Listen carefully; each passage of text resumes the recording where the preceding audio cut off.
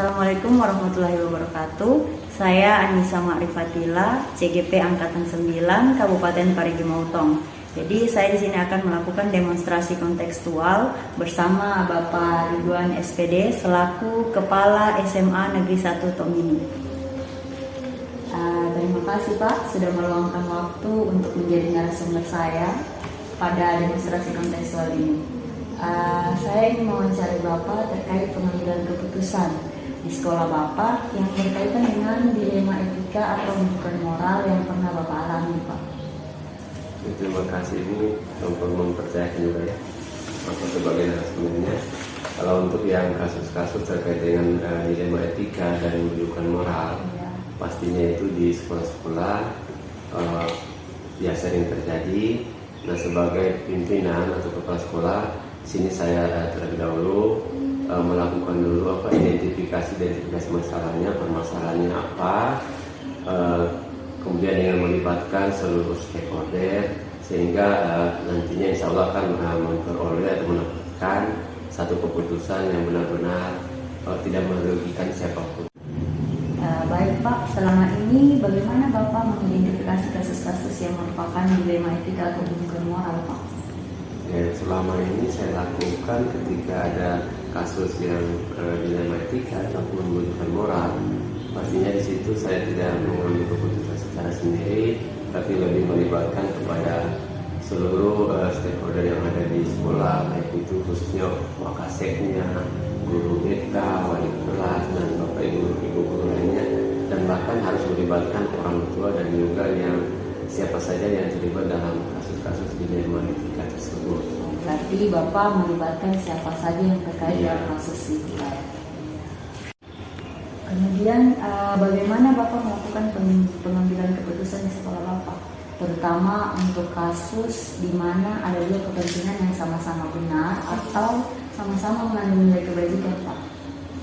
Kalau untuk yang kasus seperti yang Ibu sampaikan tadi, pastinya kemarin alhamdulillah dengan ilmu yang kebetulan Bapak dapatkan juga di pendidikan guru penggerak. Jadi di situ saya menggunakan 4 paradigma dalam pengambilan keputusan, kemudian 9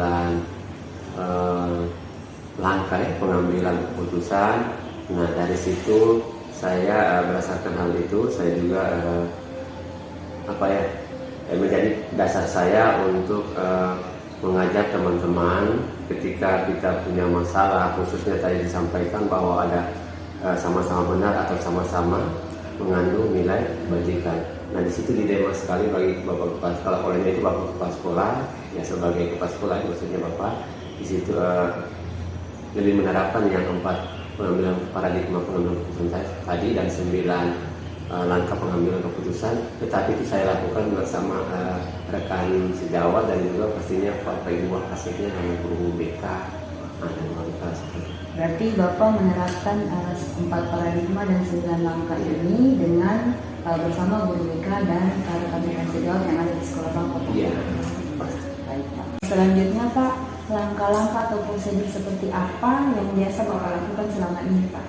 Kalau untuk langkah-langkah dan prosedur itu yang saya lakukan ketika terjadi kasus tersebut, ya pastinya saya mengumpulkan ya atau membuat rapat khusus ya kepada yang sudah Bapak sampaikan tadi, baik itu guru BP-nya, wali kelasnya, juga wakaseknya.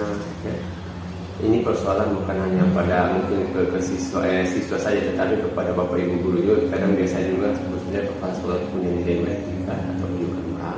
Nah, jadi situ saya melibatkan semua yang ada di sekolah itu untuk menentukan, mengambil sebuah keputusan, dan terlebih atau awalnya itu kita harus identifikasi dulu akar permasalahannya itu apa, sehingga kita bisa mengambil keputusan yang memang betul-betul tidak merugikan semua pihak. Seperti itu yang biasa saya.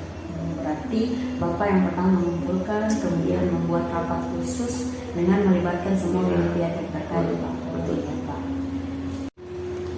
Kemudian Pak, hal-hal apa saja yang selama ini Bapak anggap efektif dalam pengambilan keputusan pada kasus dilema etika, Pak? Kalau untuk yang efektivitas yang saya dapatkan dengan kasus-kasus seperti ini, sudah salah konteks seperti pertanyaannya ibu yang sebelumnya.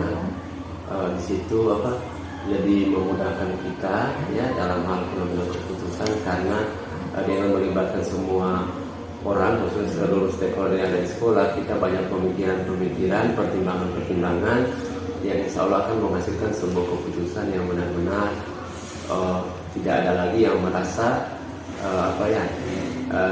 atau pro dan kontra terkait dengan keputusan yang akan kita ambil karena semuanya diputuskan oleh seluruh stakeholder atau bahkan orang. Berarti Bapak mengambil keputusan yang telah disepakati bersama seperti itu harus, ya? Nah, selama ini hal-hal apa saja yang merupakan tantangan dalam pengambilan keputusan pada kasus-kasus dilema etika ini, Pak? Kalau untuk tantangan itu karena namanya dilema etika berarti ada yang pro ada juga yang kontra. Olehnya sebagai pimpinan di situ lebih mendengarkan ya semua pihak yang pendapat mereka, tetapi dari pendapat itu kita berikan satu pertimbangan agar supaya dapat menghasilkan ya atau berpikir secara logis juga ya, wawasan luas dengan pertimbangan segala hal sehingga mereka bisa memahami bahwa keputusan yang nantinya kita ambil itu ya tidak ada lagi yang merasa diuntungkan dan dirugikan atau tidak ada lagi yang mau pro dengan kontra terkait dengan keputusan itu karena memang kita lakukan dengan secara rapat ya, forum ya, berarti bersama-sama agar supaya nanti itu keputusannya itu memang hasil keputusan bersama bukan hasil keputusan kepala sekolah. Okay. Apakah Bapak memiliki sebuah tata kelola atau jadwal tertentu dalam penyelesaian masalah etika, Pak? Kalau tata kelola ataupun jadwal, kalau itu tata kelola pastinya itu ada saya serahkan sepenuhnya untuk yang kasus awal penanganan pertama pastinya ada wali kelas, ya. Kemudian juga guru BP dengan ketika permasalahan itu tidak dapat terselesaikan melalui mereka pastinya akan mereka sampaikan kepada Bapak Kepala Sekolah.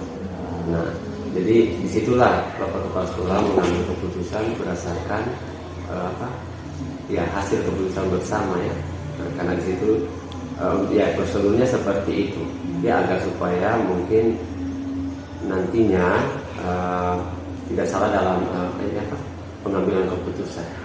Ya baik Pak, apakah Bapak langsung menyelesaikan di tempat atau memiliki sebuah jadwal untuk menyelesaikannya, Pak? Kalau untuk yang menyelesaikan di tempat pastinya tidak, ya, karena seperti saya sampaikan tadi harus ada melakukan dulu identifikasi permasalahan baru kita mengambil sebuah keputusan. Jadi kita mungkin lebih menjadwalkan dalam hal ini kita mengundang ya kapan pertemuan untuk menyelesaikan masalah tersebut. Tetapi ketika masalah itu memang itu berarti saya harus sebagai kepala sekolah juga harus sesegera mungkin menyelesaikan tapi dengan mengundang semua pihak. Berarti permasalahan ini tidak langsung diselesaikan pada saat itu ya Pak, melainkan kita Bapak mengundang dengan semua pihak yang terkait. Iya, yang terkait. Selanjutnya bentuk atau prosedur seperti apa Pak yang Bapak jelaskan? Kalau bentuk prosedurnya itu ya seperti yang saya sampaikan tadi, pastinya saya serahkan terlebih dahulu penanganannya kepada misalnya kalau kasus terkait dengan siswa pastinya wali kelas dulu, setelah itu mungkin ke kesiswaan ataupun guru BK, dan setelah itu baru ke kepala sekolah. Berarti yang ada rangkaian. Ya, ada beberapa rangkaian Pak, mulai dari wali kelas, kemudian kesiswaan, kemudian DP, selanjutnya kepada Bapak. Iya Pak. Adakah seseorang atau faktor-faktor yang selama ini mempermudah atau membantu Bapak dalam mengambil keputusan atau kasus-kasus dilema etika ini, Pak? Kalau untuk seseorang itu bukan hanya seseorang tapi beberapa orang yang saya perlukan, misalnya ya seperti tadi itu ada guru BK-nya, harus ada wali kelasnya, juga ada wakasek kesiswaannya dan wakasek lainnya. Nah itu yang saya libatkannya. Kemudian untuk faktor-faktor yang mempermudah pastinya dengan merangkul ya semua misalnya tadi wakil kepala sekolah atau BK dengan wali kelas itu ya. Jadi saya lebih banyak mendapatkan pemikiran-pemikiran, pertimbangan-pertimbangan yang bisa ini memudahkan kita dalam mengambil sebuah keputusan. Jadi tidak semata-mata bahwa kepala sekolah yang benar ya. Jadi memang kita harus diskusikan terlebih dahulu. Berarti wali kelas, kesiswaan dan BPI Iya. juga berperan penting Iya. Pak ya dalam membantu Bapak Iya, mengambil betul. keputusan. Kemudian Pak, dari semua hal yang telah disampaikan, pembelajaran apa yang Bapak petik dari pengambilan keputusan menerima etika ini Pak? Kalau untuk yang pembelajarannya sangat banyak ya, karena di sini kita menangani kasus-kasus yang memang betul-betul ada yang pro dengan kontra karena ada dilemanya di dalam, tetapi dengan kerjasama ya, kolaborasi ataupun pemikiran-pemikiran yang kita diberikan oleh teman-teman, sehingga kita dapat mengambil sebuah keputusan yang bisa menguntungkan untuk ya siswa kedepannya. Karena di situ memang ada tantangannya, mungkin termasuk ya si ini misalnya keluarganya si ini ya. Nah, kemudian juga kita tidak tahu seperti apa si anaknya di rumah. Nah, jadi kalau kita lakukan identifikasi betul-betul terkait itu, insya Allah kita akan dapat memahami ya kenapa anak itu berkasus.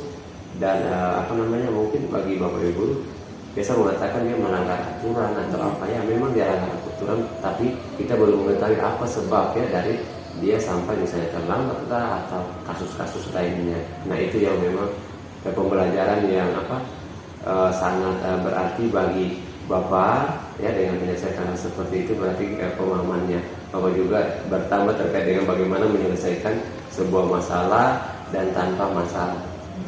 Berarti di sini Bapak tidak hanya melihat dari satu sisi Ya, Pak, betul. melainkan dari berbagai pihak. Ya, pertimbangan. Sekian wawancara dari saya Pak. Terima kasih sudah meluangkan waktu sekali lagi ya Pak. Saya Wassalamualaikum warahmatullahi wabarakatuh. Waalaikumsalam warahmatullahi wabarakatuh.